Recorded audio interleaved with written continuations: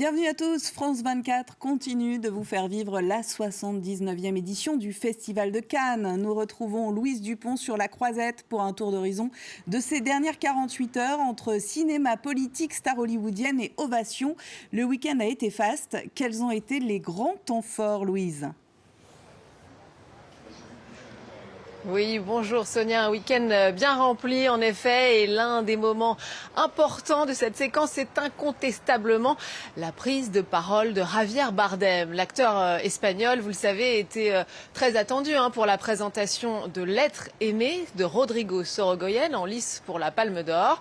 Et on le sait aussi, Javier Bardem, très engagé. Et donc, lors de la dernière cérémonie des Oscars, il est apparu avec un badge, non à la guerre, vous vous en souvenez, et il dénonce aussi régulièrement les bombardements israéliens sur les populations civiles de Gaza.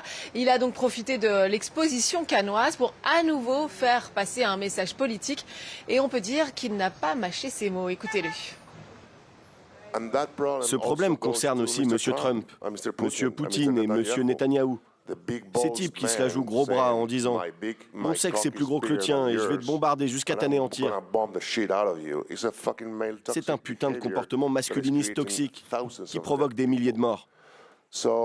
Donc oui, il faut qu'on en parle. L'acteur espagnol qui considère qu'il est, je cite, de sa responsabilité de dénoncer un génocide à Gaza et qu'il n'a pas peur d'être blacklisté pour ses positions politiques. Dans L'être aimé, il joue un père qui tente des retrouvailles avec sa fille qu'il n'a pas vue depuis longtemps. Le film, bien accueilli par la critique, vient de sortir en salle. Este fin de semana, ¿qué haces? No, es que viene mi familia. The lemon one was my favorite too. ¿Tú sabías eso? ¿El qué? Que mi favorito era el de limón.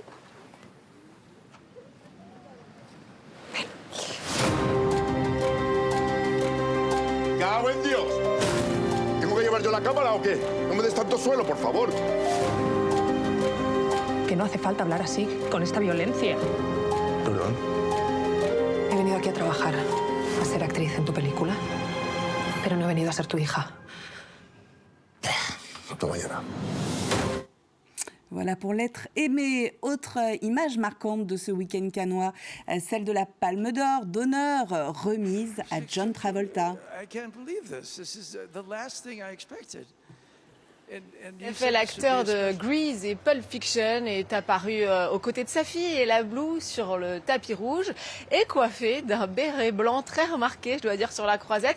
Peut-être sa façon à lui de signifier qu'il est heureux d'être en France. John Travolta, vous l'avez dit, ensuite reçu son prix des mains de Thierry Frémaux, le délégué général du festival. À 72 ans, l'acteur américain venait présenter son premier film de réalisateur, Vol de nuit pour Los Angeles. On va tout de suite écouter sa réaction après qu'il ait reçu cette Palme d'Or d'honneur. J'étais simplement heureux d'être ici. Je ne m'attendais pas du tout à ça. Merci beaucoup, Thierry. C'est la reconnaissance de toutes les personnes présentes dans cette salle. Regardez-les. Et puis une figure de la résistance était à l'honneur ce week-end sur la Croisette avec le film Moulin de Laszlo Nemes, Louise. Exactement, et c'est l'une des projections qui étaient les plus attendues de ce festival.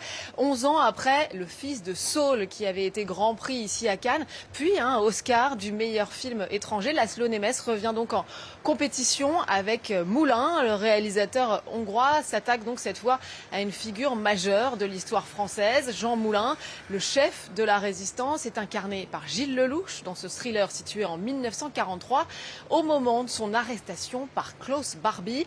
Face à lui, l'acteur allemand Lars Heidinger joue le chef de la Gestapo de Lyon. Un duel psychologique évidemment tendu et presque étouffant. Regardez quelques images. Vous ne devriez pas voyager de nuit, patron. Ils ont renforcé les contrôles. Je sais, mais il faut que je voie Colette. On aurait pu repousser. Non, les mouvements attendent mes instructions. Il faut que j'y sois. Je voyage sous quelle identité? Jacques Martel.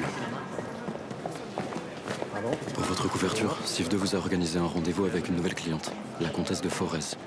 Elle cherche des conseils pour la décoration de son appartement. Vous devez la rencontrer dans une galerie. Sif 2 vous donnera toutes les informations à votre arrivée. Très bien.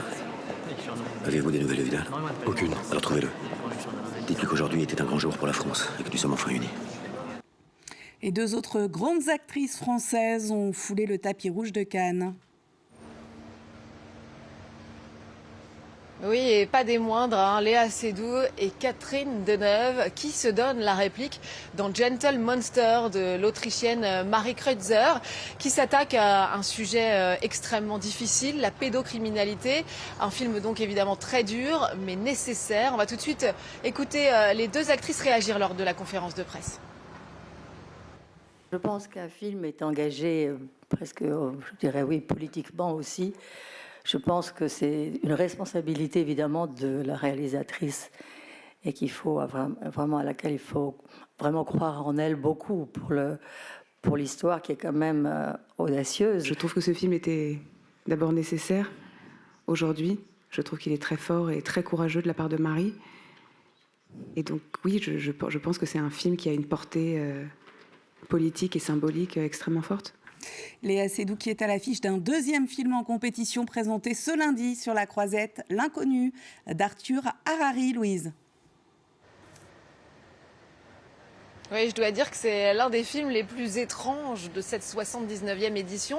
Une histoire d'échange de corps et d'identité. C'est assez difficile à résumer, mais lors d'une fête, un photographe est fasciné par une femme mystérieuse. Il la suit et après un rapport sexuel, il se retrouve dans son corps. Il va falloir aller voir le film pour que vous puissiez percer ce mystère. Arthur Harari est passé à plusieurs reprises sur la Croisette, notamment en tant que co-scénariste de Anatomie d'une chute de Justine Triet, Palme d'Or en 2023. Léa Seydoux, elle, donne la réplique à Nils Schneider. Elle est une des chouchous du festival. C'est sa 11e fois en compétition ici à Cannes. Elle est aussi une des seules actrices à avoir reçu une Palme d'Or partagée avec Adèle Exarchopoulos et le réalisateur Abdelatif Kechiche pour La vie d'Adèle. C'était en 2013. Merci Louise Dupont pour ce panorama très complet. Autre image forte du week-end, la légende du foot français, idole absolue en Angleterre, Eric Cantona, a électrisé le festival de Cannes. L'ancien joueur, devenu acteur, a foulé le tapis rouge pour le documentaire Cantona en séance spéciale aux côtés de son épouse Rachida Brakni. Il est aussi au casting d'un premier film d'Avril Besson, Les Matins Merveilleux. I'm not a man. I am Cantona. C'était en 2009. Eric Cantona foulait le tapis rouge avec son épouse Rachida Brakni et le réalisateur Ken Loach pour Looking for Eric, un film haut en couleur, comme son personnage. You must say no. No, no, from your balls. No. Cette année, c'est en caviste au passé disco qu'il revient sur la Croisette, dans Les Matins Merveilleux d'Avril Besson. Bon, moi, c'est flic ou voyou, d'autres, c'est autre chose, mais on est souvent dans des rayons, quoi. Et c'est beau de trouver des réalisateurs ou des réalisatrices qui ont un peu d'imagination et qui peuvent nous imaginer dans autre chose, quoi. J'ai fait un autre film où je suis qui sortira en mois d'août, dans lequel je joue un raciste homophobe, aux antipodes de celui que je suis, quoi. Eric Cantona n'en est pas à son coup d'essai devant la caméra. Le bonheur est dans le pré, les enfants du Marais aux côtés de Jacques Villeray, délit de fuite. Putain, papa, on a renversé quelqu'un! Mais putain, papa, tais-toi! Ou plus récemment The Killer de John Woo. Take care of the witness. Il a joué dans plus d'une vingtaine de films. Féru de culture, notamment de peinture et de poésie. Dans ce monde où les gens se taisent, si par malheur la raison s'apaise, que les cris des désespérés se fassent entendre. Il s'est aussi essayé au théâtre, comme ici dans Ubu enchaîné en 2012. La même année, il présente une fausse candidature à l'élection présidentielle pour dénoncer le sort des plus démunis en France.